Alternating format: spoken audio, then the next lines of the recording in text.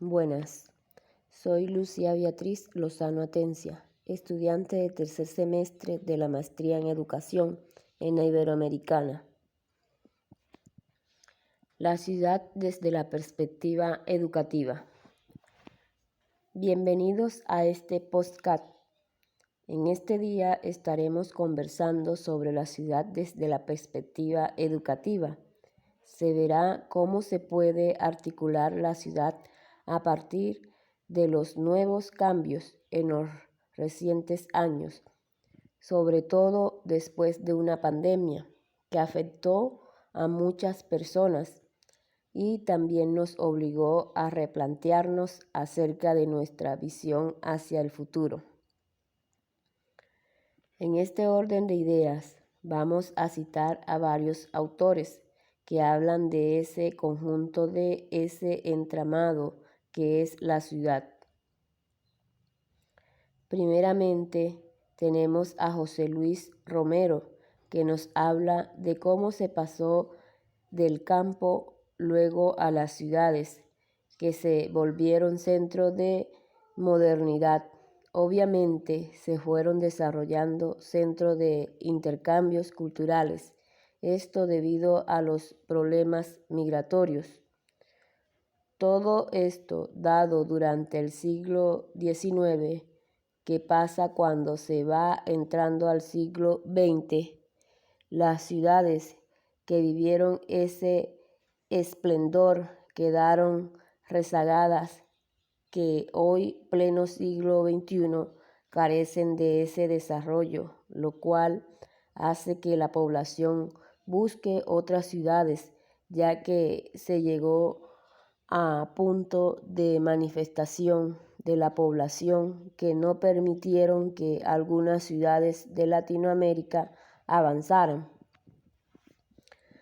Bueno, si hablamos de ciudades del futuro, también podemos citar a Andrés Oppenheimer, quien plantea que una de las claves, y era una de las grandes conclusiones de ese libro, es que Latinoamérica tiene un gran potencial, que las ciudades, por ejemplo, Sao Paulo, Ciudad de México, Buenos Aires, tienen todo el potencial de tener enclaves culturales, enclaves tecnológicos, pero hay muchos problemas. Entonces eso tiene que ver con la educación, de que muchas veces la cultura de nosotros es una cultura muy limitante, llena de muchos miedos, digamos, es decir, como que de miedo al fracaso.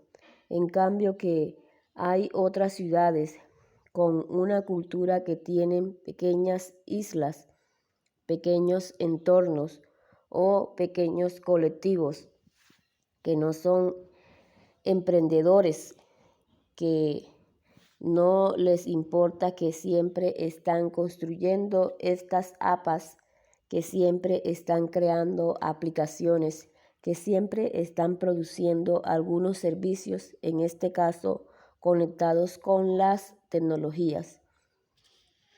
Por su parte, el tema educativo es algo más complejo y se preguntarán cómo se involucran la ciudad.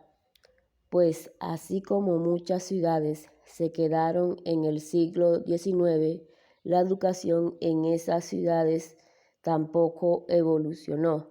Es decir, todavía se maneja ese sistema de los chicos sentados frente al tablero por horas, utilizar las herramientas como las TIC. Ahora, Salma Krab nos habla de la escuela al revés, de que tener vacaciones es bastante raro, que ya no se necesita porque crea un espacio de limitación para algunos y de crecimiento para otros, lo que genera desigualdad, porque mientras un niño en vacaciones tiene que retornar a su casa y quedarse con sus papás y no hacer nada, En cambio, otros pueden tener para viajar, para aprender un idioma, para ir a natación, para hacer clases de canto. Cuando vienen o retorno de las vacaciones, hay un niño que va a tener ciertas competencias desarrolladas, mientras el otro que va como en un retroceso porque se tuvo que quedar en la casa de los papás, no tenía recursos.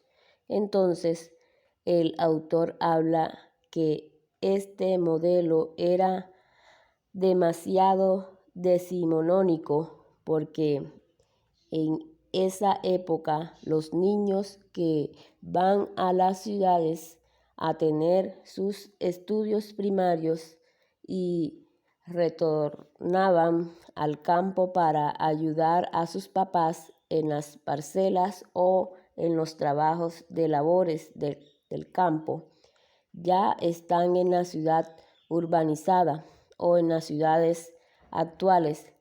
Pareciera que pierden relevancia o pierden, digamos, su finalidad. Solamente, digamos, la educación tuvo que cambiar.